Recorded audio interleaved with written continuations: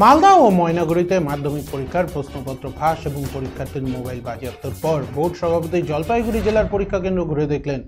পরিদর্শন শেষে কড়া পদক্ষেপ চালিয়ে যাওয়ার হুঁশিয়ারিও দিয়েছেন তিনি। তার কথায় কিছু মানুষ উদ্দেশ্য প্রণোদিতভাবে বিঘ্ন ঘটানোর চেষ্টা করছে। পর্ষদ সভাপতি রামানুজ গঙ্গোপাধ্যায় কোচবিহার আলিপুরদুয়ার জেলার পর সোমবার সকালে জলপাইগুড়ির ধূপগুড়ি মহকুমার শালবাড়ি হাই স্কুল এবং গার্লস হাই স্কুলে মাধ্যমিক পরীক্ষা কেন্দ্র পরিদর্শন করেন। মূলত পরীক্ষা কেন্দ্রগুলির ব্যবস্থাপনা সমস্যা খতিয়ে দেখতে পরিদর্শন বলে জানা গিয়েছে।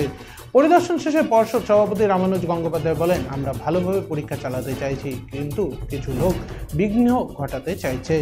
কলঙ্কিত করার জন্য উদ্দেশ্য প্রণোদিতভাবে বিভিন্ন ঘটনা ঘটানো হচ্ছে। কোনো রকম অপ্রীতিকর ঘটনা ঘটলে কড়া পদক্ষেপ চলবে বলে জানান তিনি। আমি আলিপুরদুয়ার কোচবিহার এবারে এসেছি জলপাইগুড়ি। আমি পুরো ট্র্যাকটা কভার করব।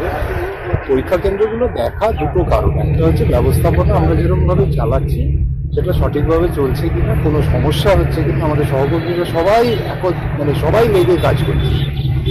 তাদেরও তো একটা ভালো লাগার দিক আছে, তাদেরও একটা কাজের যে মোটিভেশন সেটা লাগে।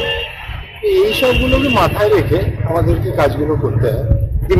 মালদা প্রসঙ্গে কি বলবেন, যে পরীক্ষার যেটা ধরা পড়েছে? কোনো রকম চাই না যে কোনোভাবে কোনো ছাত্রছাত্রীর ক্ষতি হোক, তারা যেন ভালোভাবে পরীক্ষা দেয়। এই অসাধু উপায়ে কিছু মানুষ তাদেরকে মোটিভেট করছে, আমার মনে হচ্ছে সেটা করা উচিত নয়, দরকারও।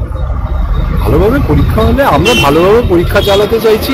কিছু লোক বিঘ্ন ঘটাচ্ছে, খুব সামান্য সংখ্যক 9,23,000 ছাত্রছাত্রী ভালোভাবে পরীক্ষা দিচ্ছে, তাদের দিকে তাকাই, তাদেরকে ভালো করে যাতে পরীক্ষা আরো ভালো করতে পারে সেটার দিকে তাকাই।